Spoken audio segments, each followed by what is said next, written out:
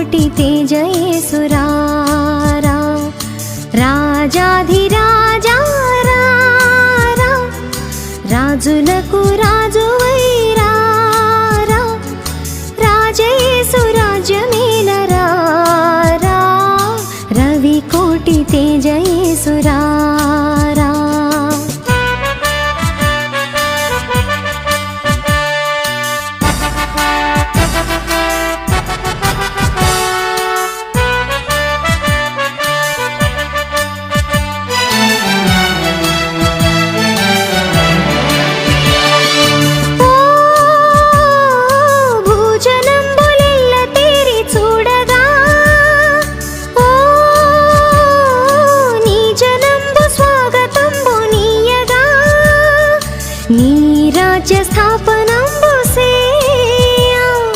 భూరాజులెల్లగోలిపోవా భూమి ఆకాశంబు మారిపోవా నీ మహాప్రభావమున వేగా రాజాధిరాజా రారా రాజులకు రాజువైరారా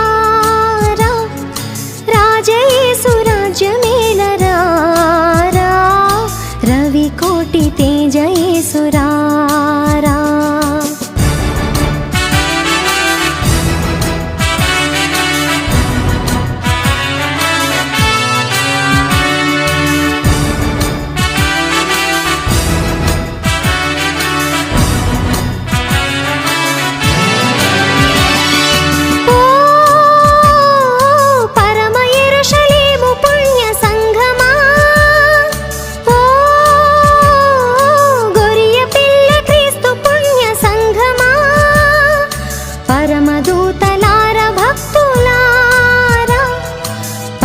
పోస్తులార పెద్దలారా గొరియ పిల్ల యేసురాజు పేరా క్రొత్త గీతమెత్తి పాడరారా రాజాధిరాజా రారా రాజులకు రాజువైరారా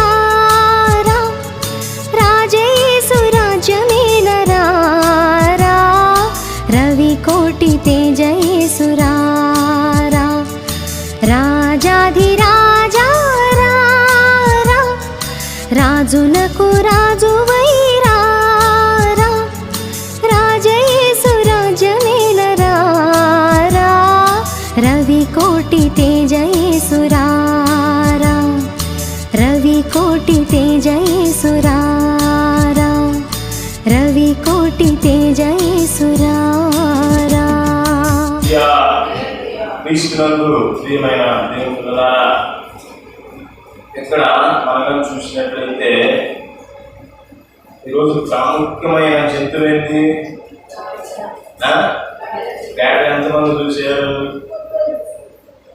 గాడి చూసిన ఒకసారి చెయ్యొద్దండి. ఆల్మోస్ట్ అందరూ చూశారు. గాడిలో ఎన్ని రకాల గాడిదలు చూశారు మీరు? మీకు తెలిసిన పేర్లు చెప్పండి. స్కూల్లో టీచర్లు చదవకపోతే ఏం పెడతారు మనల్ని? అడ్డగాడిద రాష్ట్రం, అడ్డగాడ ఒకటి, రెండవది కంచర్ గాడిద, మూడవది చక్రం గాడిద, పవన్ గాడిద. అయితే ఎందుకంటే ఈ గాడిదలో ఎక్కువగా ఏం చేస్తాయి? బరువులు మోస్తూ ఉంటాయి. గాడిద అనేది బైబిల్లో మానవునికి సాదృశ్యంగా ఉన్నది. ఏ గాడిదలో ఎక్కువగా బరువులు మోస్తాయి అంటే కంచర గాడిదలో బరువులు మోస్తాయి. ఏ గాడిదలో? కంచర గాడిదలో బరువులు మోస్తూ ఉంటాయి. ఈ యొక్క కంచర గాడిదలో ఏ విధంగా అవి ఉత్పత్తి అవుతాయి అంటే ఆడగాడిదలో మగ గుర్రాలతో అవి కలిసినప్పుడు కంచర గాడిదలు పడతాయి. అర్థమైందా? ఆడగాడిదలో గుర్రాలతో మగ గుర్రాలతో కలిసినప్పుడు కంచర గాడిదలు ఉత్పత్తి అవుతాయి. ఇవి ఏం చేస్తాయంటే భయంకరమైన వెయిట్ని మోస్తాయి. అనేక కిలోమీటర్లలో అవి బరువేసుకుని ఎంత దూరమైన సరే ప్రయాణం చేస్తూ ఉంటాయి. అయితే దేవుని బిడ్డలారా, గాడిదని మనం అంటే పనులకు ఉపయోగించుకునే వాటికి మనము వాటిని చూస్తూ ఉంటాం. పూర్వ దినాలలో రాజులు కూడా బరువులను మోయడానికి దేని ఉపయోగించేవారు? గాడిదనే ఉపయోగించేవారు. అయితే దేని బిడ్డలారా, యేసు ప్రభుల వారు కూడా దేనిని వాడుకున్నాడు ఆయన మోయడానికి? గాడిద పిల్లలను ఆయన వాడుకున్నారు. హల్లెలూయా. ఈరోజు మన అంశం ఏంటంటే యేసు మోసిన గాడిద. చెప్పండి, యేసయ్యను మోసిన గాడిద. అయితే యేసు ప్రభుల వారు జీవితంలో మనం చూసినట్లయితే యెరూషలేముకి ఎన్నిసార్లు వచ్చుంటారు?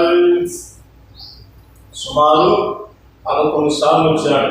ఎన్నిసార్లు వచ్చారు? 11 సార్లు వచ్చాడు. అయితే 10 సార్లు ఆయన ఏటేట పండుగలకు వచ్చిన ఈ 11వసారి ఆయన చివరి ప్రయాణమై ఉన్నది. యేసు ప్రభు యొక్క శిలువ మరణానికి 5 రోజుల ముందు ఆయన యెరూషలేము వచ్చినట్టు మనం చూస్తాం. మరి అప్పుడు యేసయ్య వచ్చి ఎక్కడ ఉన్నాడంటే ఆయన బేతనియా గ్రామంలో ఉన్నాడు. లాజరు మార్తా మరియ వారి యొక్క గృహంలో ఆయన ఉంటాడు. హల్లెలూయా. అయితే ఆయన యెరూషలేముకి దగ్గరలో ఈ బేతనియా, బెత్లెహేము అనే గ్రామాలు ఉంటాయి. మరి ఆయన వెళ్ళడానికి ఆయనకు వాహనం కావాలి కదా. ఇప్పుడైతే మనకి బైకులు ఉన్నాయి, కార్లు ఉన్నాయి. ఏదైనా దేశాలు వెళ్ళాలంటే విమానాలు ఉన్నాయి. మరి ఆ దినాలలో పోవాలంటే ఇతర దేశాలు పోవాలంటే ఏం చేయాలి? ఇతర దేశాలు పోవాలంటే వాడలు కానీ పడవలు కానీ వెళ్ళాలి. ఏ నుంచి వేరే ఊళ్ళు వెళ్ళాలంటే ఏం ఉపయోగించేవాళ్ళు? గాడిదలని ఉపయోగించేవారు. అయితే ఈ ప్రాంతంలో యేసయ్య తన శిష్యులను పంపించి ఏమంటున్నాడు ఒకసారి మనం చూసినట్లయితే 21వ అధ్యాయం 1వ వచనం. తర్వాత యెరూషలేముకు సమీపించి విలువ చెట్లు కొండ దగ్గర ఉన్న బెత్లెహేముకు వచ్చినప్పుడు యేసు తన శిష్యులలో 2 చూచి, మీరు ఎదురున్న గ్రామములకు వెల్లుడి, ఎలాగానే కట్టబడి ఉన్న ఒక గాడిదయు దానితో ఉన్న ఒక గాడిద పిల్లయు మీకు కనబడును. వాటిని విప్పి నన్ను తోలుకొని వెళ్ళని తన శిష్యులకు ఆయన ఆజ్ఞాపించాడు. హల్లెలూయా. ఈ గాడిద దేనితో కట్టబడి ఉన్నది? చెప్పండి. కట్లతో కట్టబడి ఉన్నది. ఈ కట్లతో అది కట్టబడి ఉన్నప్పుడు అది నడవగలదా? అటు తిరగగలదా? ఈరోజు ఆ యొక్క బంధకాల నుంచి ప్రభు కూడా మనల్ని ఏం చేయబోతున్నాడు? విడిపించబోతున్నాడు. హల్లెలూయా. కట్లు కట్టేది ఎవరు? అపవాదైన సాతానుడు. మనం జనరల్గా చూసినట్లయితే మన గేదెల్ని, గుడ్డుల్ని, ఆవుల్ని, దూడల్ని ఏం చేస్తాము? గొలుసులతో లేదా తాళ్ళతో కట్టేస్తాం ఏదన్నా పోకుండా ఉండడానికి. కొన్ని ప్రదేశాలలో బానిసలని లేదా ఖైదీలని జైల్లో ఏం చేస్తారు? చెరసాల్లో వేసి ఉగ్రవాదులు అంటే కరుడిగట్టిన ఉగ్రవాదుల్ని వాళ్ళు కూడా బండి వేసి చీర గదిలో నెట్టేస్తారు. ప్రియమైన దేవులారా, ఈరోజు జనరల్గా మనం ఆలోచిస్తే ఈ విధంగా ఉంటుంది. కానీ అపవాదైన సాతానుడు కొన్ని కట్లతో మనల్ని ఏం చేసేవాడు? కట్టేసి ఉన్నాడు.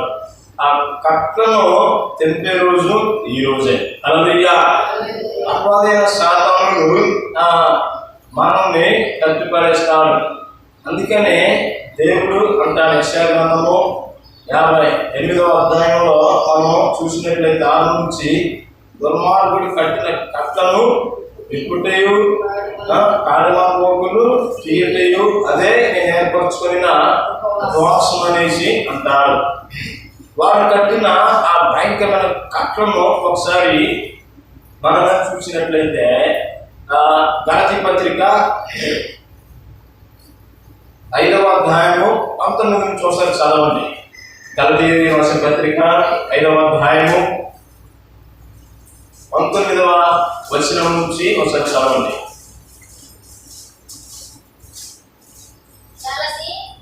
గలతీ 5:19. శరీర కార్యములు స్పష్టమై ఉన్నవి.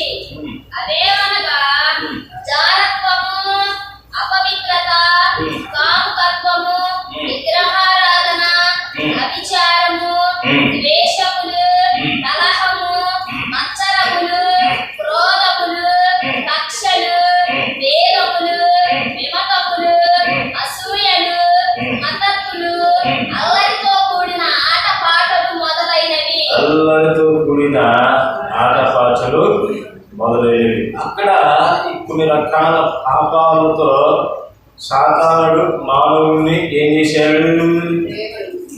కప్పి అడిగాడు. యేసు రక్తమే జయం. అయితే దేవుని బిడ్డలారా, ఈ యొక్క వచనాలను మనకి జాగ్రత్తగా చూసినట్లయితే వాడు మోసము, అల్లరితో కూడిన ఆటపాటలు మన కుటుంబంలో ఉంటాయి. బూతులు తిరగటం కూడా సాతానుడు పెట్టిన కట్లే, అబద్ధాలు ఆడటం కూడా సాతానుడు పెట్టిన కట్లే, దొంగతనం చేయడం కూడా సాతానుడు పెట్టిన కట్లే. దేవుని సన్నిధికి వచ్చి అబద్ధాలు ఆడి టీవీలు సినిమాలు చూడటం కూడా అది కూడా కట్లే.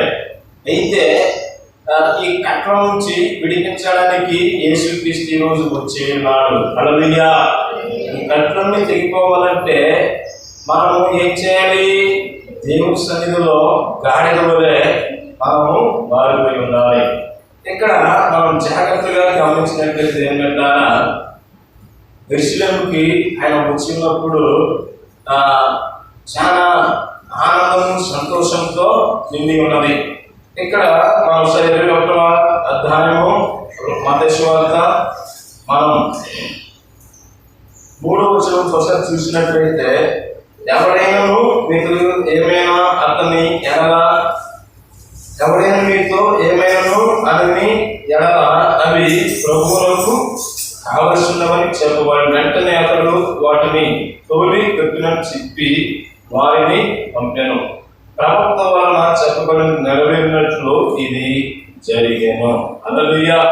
ఇది ఏమనగా, ఇదిగో నీ రాజు సాత్వికుడే గాడిదను బాలవాహక పశువు పిల్లనైనా చిన్న గాడిదను ఎక్కి నీ యొద్దకు వచ్చుచున్నాడని సియోను కుమారుతో చెప్పుడి అన్నది ఈ ప్రవచనం అన్నది. ఈ ప్రవచనం ఎక్కడ ఉన్నది?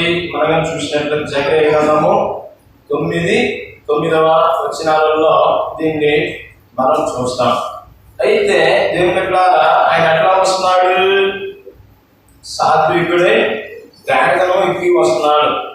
గాడిదలో దేని సాదృశ్యము? శాంతానికి, బానిసత్వానికి సాదృశ్యమై ఉన్నది. ఆ దినాలలో రోమియన్ యొక్క అండాలలో వీరు ఉన్నారు. ఎవరందరిలో ఉన్నారు? మన భారతదేశం కూడా 200 సంవత్సరాలు బ్రిటిషర్ల అండర్లోనే ఉన్నది.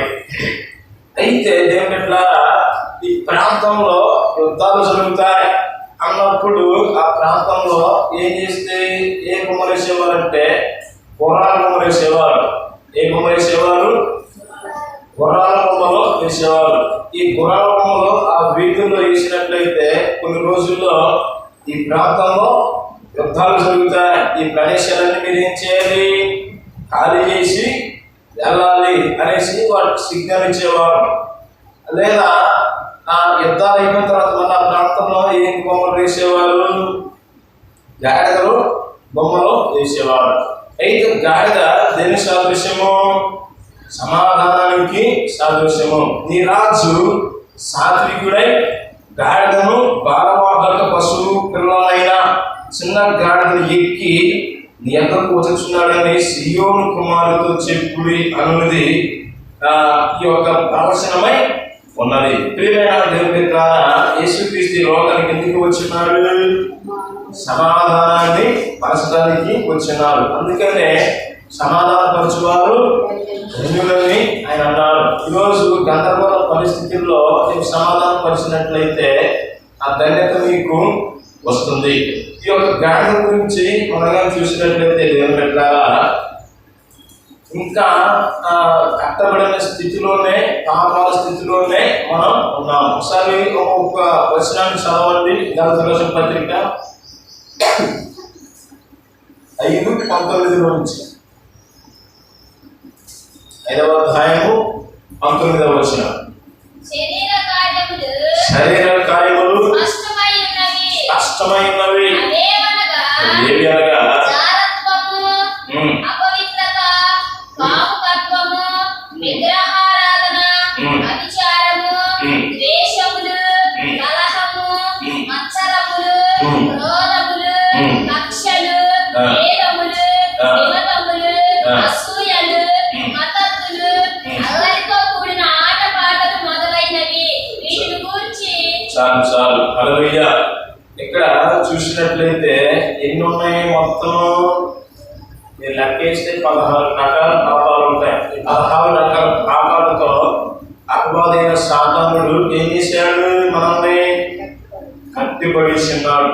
మొట్టమొదటిది మనగా చూసినట్లయితే దేవుని ద్వారా ఏమిటి అంటే శరీర కార్యాలు స్పష్టమైనవి. అవేనగా మొదటి జారత్వము. ఏంటండి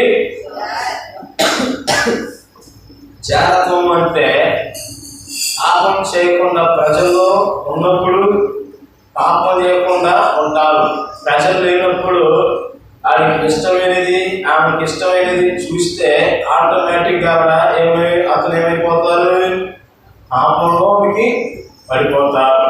ఇది జాగ్రత్తం అంటారు. పాపంలోనికి జారిపోయే దానిని జాగ్రత్తం అంటారు. అందుకనే నలుగురిలో ఉన్నప్పుడు నోరుని కాపాడుకోవాలి, ఒంటరిగా ఉన్నప్పుడు ఏం కాపాడుకోవాలి? మనసును, హృదయాన్ని కాపాడుకోవాలి. అందుకనే ఆ జాగ్రత్తం అనేది ఎంతో భయంకరమైనదిగా ఉన్నది. ఇంకా మనం చూసినట్లయితే దేవుని రెండవది అపవిత్రత. ఏంటి? అపవిత్రత. అపవిత్రత అంటే ఏంటి? దేవుడు మనకు మంచి శరీరాన్ని ఇచ్చాడు. ఈ శరీరంలో మనకి దేవునికి ఇష్టమైన వాటిని నింపుకోకుండా మన శరీరాన్ని పాపానికి బానిస ఎప్పుడైతే చేస్తామో, వ్యర్థమైన పదార్థాలు ఎప్పుడైతే మనం తింటామో మన శరీరం ఏమైపోతుంది? అపవిత్రత అయిపోతుంది. మన శరీరాలు నాశనం కావడానికి ఏ ఆత్మలు ప్రేరేపిస్తాయి? అపవిత్ర ఆత్మలు మనల్ని వశం చేసుకొని చేస్తూ ఉంటాయి. దోమలు కుడితే బెందులు వస్తాయి, అవునా? సూదేస్తే ముందు ఎట్లా ఉంటుంది? నొప్పి పుట్టిన తర్వాత బాగా ఉంటుంది. జ్వరం పుట్టినప్పుడు, రోగం ఉన్నప్పుడు చాలా హాయిగా, తర్వాత ఏమైతుంది? ర్యాషిష్గా మారిపోయి బెందు అవుతుంది. ఆ బెందు పుండు అయిపోద్ది. ఆ పుండే క్యాన్సర్గా తయారైపోయింది. చాలా మంది అపవిత్రతలోనికి ఉండి దేవుని చూడలేక పోతున్నారు. అపవిత్రత అనేది ఎంతో ప్రమాదమైనదిగా మనం చూస్తున్నాం. దాని తర్వాత ఏమన్నది? కామకత్వము. దేవుని పెట్టినారా ఇటుగా చూసినట్లయితే ఈ గలతీ ప్రదేశాల్లో నివసిస్తున్న వారు భయంకరమైన విగ్రహారాధికులు. ఎలాంటి వారంటే వారు పిల్లలు కానీ పుట్టకపోతే వారు వెళ్ళి అడ్డంగా వెళ్ళి ఆ యొక్క బొమ్మలను వారు పాపం చేస్తూ ఉంటారు. అలాంటి భయంకరమైనది ఈ కామకత్వము ఆలోచనలు. చాలా మంది ఇలాంటి వాటిని బట్టే పాస్టర్లు కూడా రోడ్ల పాలైపోతున్నారు. ఇంకా మనగా చూసినట్లయితే విగ్రహారాధన. విగ్రహారాధన అంటే మన ఇండియాలో కొలిసినట్లు అది కాదు. నిజమైన విగ్రహారాధన ఏమిటి అంటే దేవుని కన్నా నువ్వు దేనైతే ఎక్కువగా ఇష్టపడతావో అది నీ దృష్టిలో విగ్రహారాధనతో సమానమై ఉన్నది. ఆ దినాలలో వర్షాలు పడకపోతే ఈ చిన్నపిల్లలు ఉంటారు కదా, ఈ చిన్నపిల్లలని ఈ యొక్క దేవతల ముందు పెట్టి వారిని ఏం చేస్తారంటే రెండుగా లాగుతారు. రెండుగా లాగి ఆ పూజారి మధ్యలో నిలబడి ఏం చేస్తాడంటే ఒకటి కాలు ఎత్తులు పట్టుకుని చిన్న బిడ్డని పూజారి ఏం చేస్తాడంటే కత్తితో రెండుగా నరికేసి ఆ విగ్రహానికి పూజ చేస్తాడు. లేదా ఒక విగ్రహం అనేది ఉంటుంది, మునొక్కు దేవతని. ఈ విగ్రహము నిలబడి ఉన్నప్పుడు దాని చేతిలో ఈ పసిపిల్లలను పెట్టి కింద మంట పెడతారు. మంట పెట్టినప్పుడు ఆ యొక్క మంట వాళ్ళు బూడిదైపోయేదాకా కాల్చబడుతూ ఉంటారు. వీటిని ఏమంటారు? విగ్రహారాధన అనేసి అంటారు. తర్వాత అభిచారము, ద్వేషములు, కలహములు. ఈరోజు ద్వేషం, ఎవరిని బట్టి మనం ద్వేషించినట్లయితే అది కూడా ఒక బంధకమై ఉన్నది. ఇశ్రాయేలు ప్రజలను శిక్షించడానికి ఒక రాజు ఏం చేశాడు? రాజుగారు అతను ప్రవక్త, బిలాము ప్రవక్త లంచాన్ని పుచ్చుకున్నాడు. బాలాకు రాజు ఇశ్రాయేలు ప్రజలు నాశనంగా ఉన్న వాళ్ళ మీద ఏం పెట్టుకున్నాడండి? ద్వేషాన్ని కొన్నాడు. అట్లనే హామాను యూదా ప్రజలు నాశనం కావాలని ద్వేషాన్ని పెట్టుకున్నారు. హమాస్ ఉగ్రవాదులు ఏం చేశారు? ఇశ్రాయేలు ప్రజలందరూ సర్వనాశనం కావాలని వారు ఆ ద్వేషంతో ఇప్పటికీ ఉన్నారు. ప్రియమైన దేవుని యొక్క ద్వేషాలు కూడా శాంతం కట్టిన కట్లే. ఇంకా చూసినట్లు కలహము, కలహాలు అంటే ఏంది?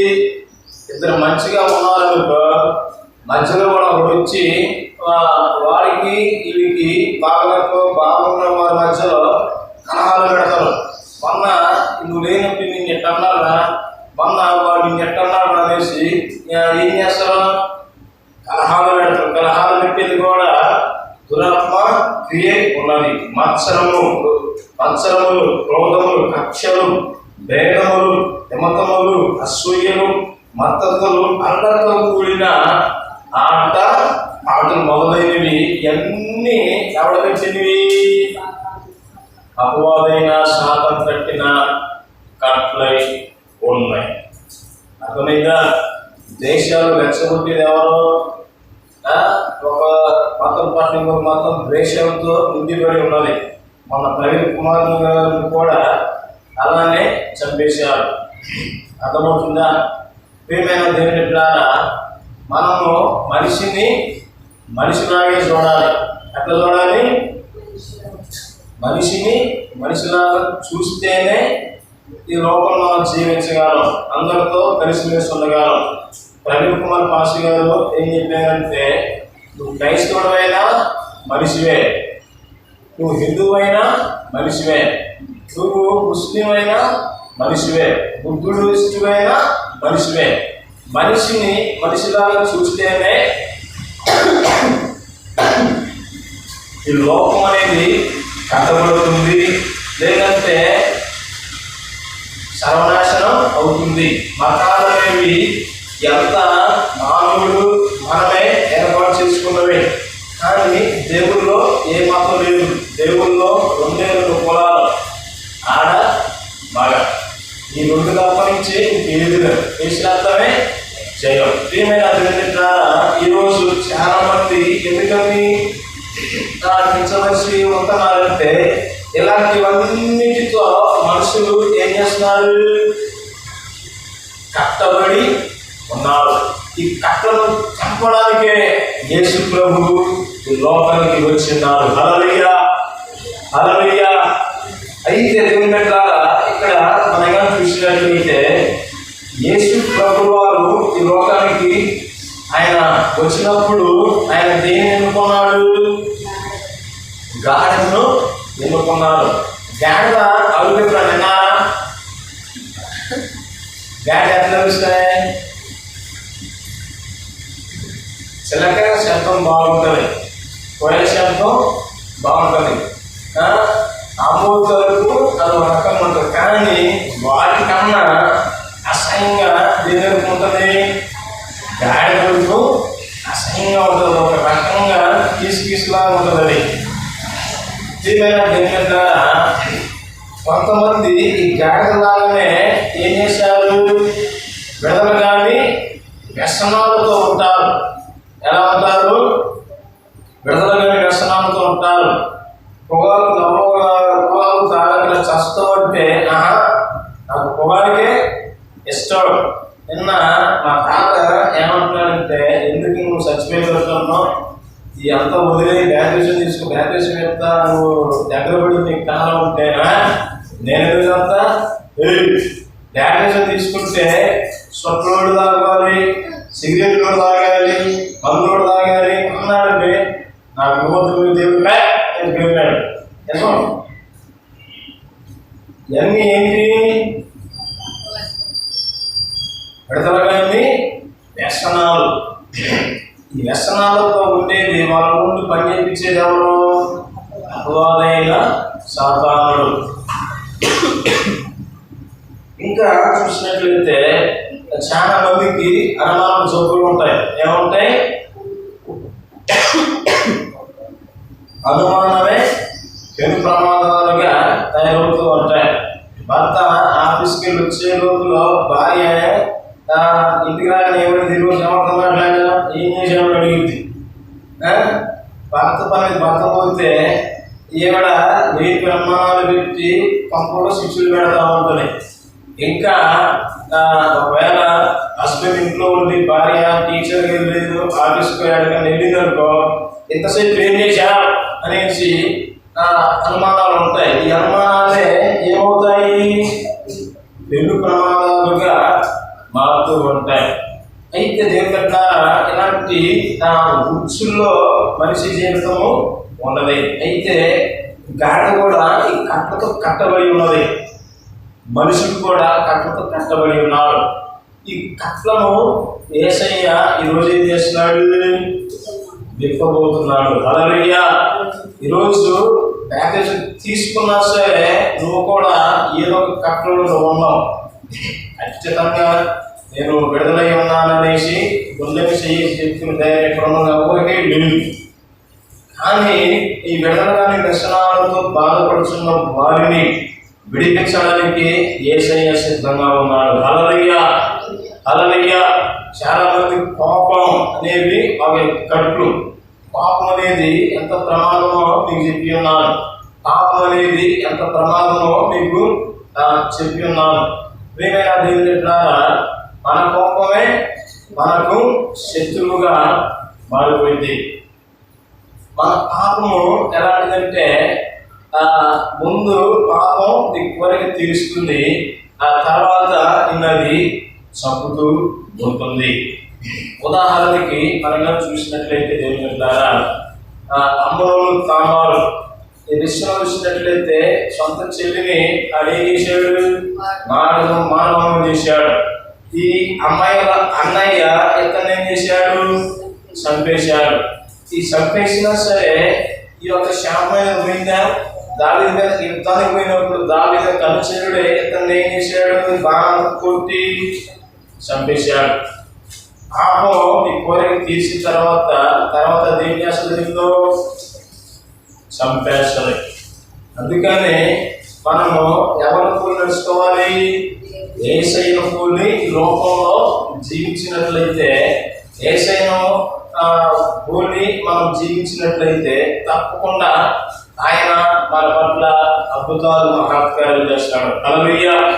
అయితే దేవుని ఈ యొక్క గాడి గురించి మార్కు సువార్త 11వ అధ్యాయంలో ఉంటుంది. అలానే లోక సువార్త 19వ అధ్యాయము 30లో ఉంటుంది. యోహాను సువార్త 12వ అధ్యాయంలో ఉంటుంది. అయితే ఇక్కడ ఏమని వారు దేవుని సన్నిధిలో ఆర్తనాదాలు చేస్తున్నారు? ఒకసారి చూడండి. 9వ వచనం మత్తయి సువార్త 21వ అధ్యాయము మనం 6 చదువుతాం. శిష్యులు వెళ్ళి యేసు తమ కార్యక్రమించిన ప్రకారం చేసి ఆ గాడిదను దాని పిల్లలను తోడుకుని వచ్చి వాటి మీద కూర్చున్నాను. జన సమూహంలోనే అనేకులు తమ బట్టలు దారి పొడుగునా పరిచిరి, కొందరు చెట్ల కొమ్మలు నరికి దారి పొడుగునా పరిచిరి. జన సమూహంలో ఆయనకు ముందు వెలుచుందిన వాళ్ళను వెనక వచ్చుచుందిన వాళ్ళను దావీదు కుమారునికి జయము, ప్రభు పేరును వచ్చువాడు స్తుతించబడుగాక, సర్వోన్నతమైన స్థలంలో జయము అని కేకలు వేయించుంది. హల్లెలూయా, హల్లెలూయా. సర్వోన్నత స్థలంలో ఏం కలగాలంట? జయము కలగాలి. ఎందుకని? నీతికి రాజు, నీతి సూర్యుడు భూమి మీద కరుడు కట్టిన రాతి కొండల్లో శాంతి నింపడానికి ఆయన శాంతిమూర్తిగా వచ్చినాడు. హల్లెలూయా. ఈ లోకంలో యేసు ప్రభువు కానీ రాకున్నట్లయితే ఒకరినొకరు పీకుని తిని చచ్చిపోయేవారే. ఆయన ప్రేమ మాటలు ఉన్నాయి కాబట్టి మనుషులు ఇంకా శాశ్వతంగా ఉన్నారు. అదే యేసు ప్రభువే లోకంలోకి వచ్చి మంచి మాటలుగా చెప్పకపోయినట్లయితే ఒకటి పట్ల ఒకడు ఏం చేసుకునే వాళ్ళు ఒకడు చంపుకునేంత కదా అయిపోయింది. మీకు కడప, కర్నూలు ఏరియాలు, ఫ్యాక్షన్స్ ఏరియాలో ఎలాంటి భయంకరమైన అంటే జాగ్రత్తగా ఉండదు. ఈరోజు పాపం వచ్చి ఒక పొడిచామనుకో వాడి కొడుకు వచ్చి రేపు నిన్ను పొడుస్తాడు. ఈడు చచ్చిన తర్వాత ఈడు కొడుకు వెళ్ళి వాడు మా నాన్న చెప్పాడు కదా అనేసి వాడిని మీద ఈడు పొడుస్తాడు. అట్ట ఊరంతా ఏమైపోయింది, కొన్ని 100 సంవత్సరాలు వల్ల కాడిపోయాయి. ఇప్పుడు దేవుడి దయ వల్ల అన్నీ అయిపోయాయి. ఈ ఫ్యాక్షన్ బోధం అంతా బాంబులు, కత్తులు, కట్టాలు అన్ని మనం సినిమాలలో చూస్తూ ఉంటాం. ప్రియమైన దేవుడి ద్వారా ఇలాంటి పరిస్థితుల్లో యేసయ్య లోకానికి వచ్చాడు. కాలం పరిపూర్ణమైనప్పుడు దేవుడు తన కుమారుణ్ణి పంపినని ఉన్నది. ఆయన కరెక్ట్ టైంకి వచ్చినాడు. ఏ టైంలో ఆయన వచ్చినాడు? రోమియోల కాలంలో వచ్చినాడు. ఈ రోమియోల కాలంలోనే యేసయ్య ఎందుకు రావాల్సి ఉంటుంది? ప్రపంచంలో అనేక సివిలైజేషన్స్ ఉన్నాయి, కానీ రోమన్ సివిలైజేషన్లో ప్రపంచవ్యాప్తంగా వారు వర్తకాలను జరపడానికి ప్రపంచంలో ఉన్న అన్ని అన్ని కలవటానికి వాళ్ళు ఏం చేశారు? రోడ్లు వేశారు. రోడ్లు వేసి ఇప్పుడు జగన్కానికి వెళ్ళాలంటే మనం దేని మీద వెళ్ళాలి?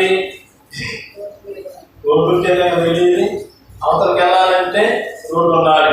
ఏమొచ్చి విజయవాడ వెళ్ళాలన్నా, హైదరాబాద్ వెళ్ళాలన్నా, గుంటూరు వెళ్ళాలన్నా, నాగేంద్ర సాగర్ వెళ్ళాలన్నా, మార్గపురం ఇలాంటి వెళ్ళాలన్నా దేని మీద వెళ్ళాలి? రోడ్డు మార్గంలోనే వెళ్ళాలి. అడ్డదిడ్డంగా పోతే పోవాలన్నా ఒకవేళ పోయినా కానీ మనకి ఇబ్బంది అవుతాయి. అయితే యేసయ్య ఆ కాలానికి ఎందుకు వచ్చినాడంటే రోమా ప్రజలు ప్రపంచ దేశాలకు మార్గాలను విస్తరింపజేశారు. ఆయన కాలంలో వచ్చి నీతిని, సమాధానాన్ని ఆయన అనేకులకు ప్రకటించున్నాడు. అందుకని యేసయ్య చనిపోయి తిరిగి వచ్చిన తర్వాత తన శిష్యులతో అంటాడు, ఏమని? నేను వెళ్ళి సమస్త జనులను నా శిష్యులుగా చేయుడి, సర్వలోకానికి వెళ్ళి సర్వ సృష్టికి నా సువార్తను ప్రకటించుడని ఆయన చెప్పినాడు. హల్లెలూయా, హల్లెలూయా. ఈరోజు దేవుడు మనల్ని ఏం చేస్తున్నాడు? ఈ విన్న వాటిని, అన్న వాటిని అనేకులకు మనము ప్రకటించే వారిగా ఉండాలి. మీకు ఇంకొకటి అద్భుతమైన విషయం ఏమిటంటే అన్ని జంతువులలోకి ప్రవేశం ఉంటుంది, కానీ గాడిదకు మాత్రం దేవాలయంలో ప్రవేశించే అవకాశం ఉండదు. అర్థమైందా? గాడిదకి దేవాలయంలోకి అది దాని ద్వారా బలి అనేది అర్పించబడదు. జీవితంలో ఒకే ఒకసారి గాడిద దేవాలయానికి వచ్చింది. ఎప్పుడు తెలుసా? యేసు ప్రభువు ఎప్పుడైతే తన మీదకి ఎక్కాడో అప్పుడు ఆ గాడిద కూడా దేవాలయంలోకి ప్రవేశము కలిగింది. ఈరోజు విడుదల కాని వ్యసనాలతో బాధపడినట్లయితే ఆయన నీ వీటి మీద ఎక్కించుకో. ఆయన నీ మీద ఉంటే పరలోకాన్ని కూడా ఆయన చేర్చడానికి సంసిద్ధంగా ఉన్నాడు. హల్లెలూయా. జీవితంలో ఒకసారి కూడా దేవాలయంలో కలిగట్టిన గాడిద కూడా ఏమైంది?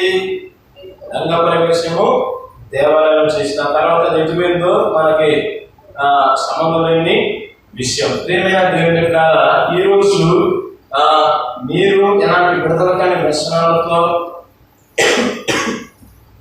విడుదల కాని బలహీనతతో ఉన్నట్లయితే యేసయ్య నన్ను కాపాడు, స్వస్థపరచు, ఈ విడుదల కానీ భయంకరమైన స్థితిలో విడిపించిన నువ్వు కానీ కోరినట్లయితే ఆయన విడిపించడానికి సిద్ధంగా ఉన్నాడు. హల్లెలూయా. అలాంటి కృపాధన్యత దేవుడు మీ అందరికీ అనుగ్రహించును గాక. ఆయన సాత్వికత, నీతికి రాసు నీ హృదయంలో నీతి సమాధానాలను స్థాపించి మిమ్మల్ని కాపాడు ఆశీర్వదించును గాక. ఆమేన్, ఆమేన్, ఆమేన్. హల్లెలూయా. ఈ సమయంలో ప్రార్థన చేసుకుందాం. స్తోత్రం, స్తోత్రం, స్తోత్రం. పరిశుద్ధమైన తండ్రి, నీ ఘనమైన నామానికి